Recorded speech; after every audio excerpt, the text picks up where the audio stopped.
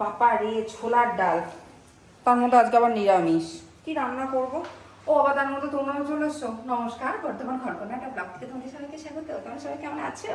ছোলার ডাল তো দেখালাম, আজকে তোমাদের একদম নিরামিষ একটা রান্না দেখাবো, পুরোনো ধরনেরও বলতে পারো। তো চলো উপকরণগুলোর সাথে পরিচয় করে দিই। আর রান্নাটার নাম হলো ছোলার ডাল দিয়ে মোচার ঘন্ট। আমি এখানে মোচা সেদ্ধ করে নিয়েছি, আমি কিন্তু হলুদ দিইনি, তার জন্য একটু কালো কালো লাগছে। টুকরো টুকরো করে আলু কেটে নিয়েছি, টমেটো কুচি, জিরে গুঁড়ো, ধনে গুঁড়ো, লঙ্কা গুঁড়ো, গরম মশলা গুঁড়ো, ঘি, নুন, চিনি, হলুদ, আর এইটা হলো ছোলার ডাল। এবার দেখো ছোলার ডালটা কিভাবে আমি মোচাতে ব্যবহার করি। আর হ্যাঁ, অতি অবশ্যই ফোড়নে লাগবে শুধু তেজপাতা আর গোটা জিরে। তো চলো রান্নাটা শুরু করব। তার আগে বলে রাখি, হ্যাঁ আমি এখানে একটু সর্ষের তেল গরম করতে বসে দিয়েছি। মোচা এসব রান্না করতে তো সর্ষের তেল লাগে। এবার দেখো ছোলার ডালটা কিভাবে ব্যবহার করি। প্রথমে আমি ছোলার ডালটার মধ্যে নুন আর চিনি দিয়ে নেব। একটু নুন দিচ্ছি, একটু চিনি দেব। এবার আমি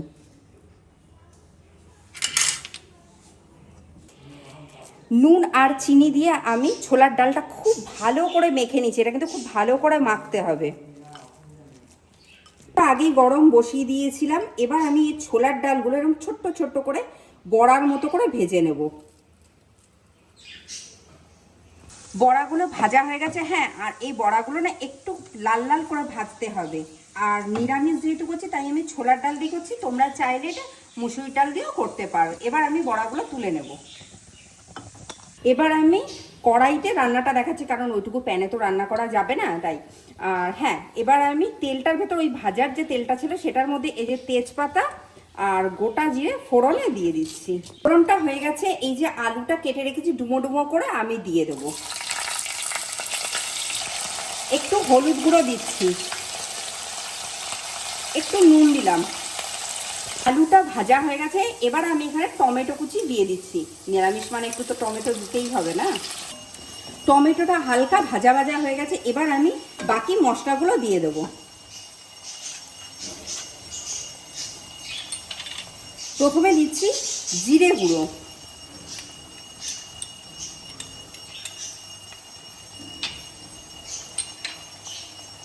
এরপর দিচ্ছি আমি ধনে গুঁড়ো,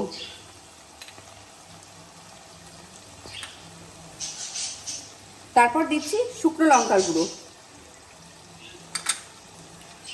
নিরামিষ মানে চিনি দিতেই হবে, তাই আমি এবার একটু বেশ খানিকটা চিনি দিচ্ছি। এরপর আমি দেব হলুদ গুঁড়ো, তারপর দিচ্ছি সামান্য একটু নুন। এবার আমি মশলাটা একটুখানি ভালো করে ভাজা ভাজা মতো করব। মশলাটা ভালো করে কষে গেছে, দেখো তেল উপরে ভেসে উঠেছে।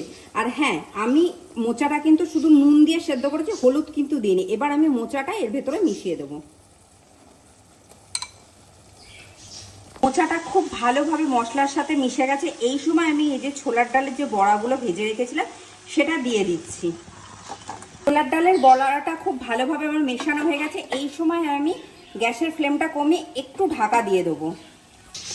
একদম মোচার ঘন্টটা রেডি হয়ে গেছে। এই সময় আমি একটু ঘি দিয়ে দিচ্ছি।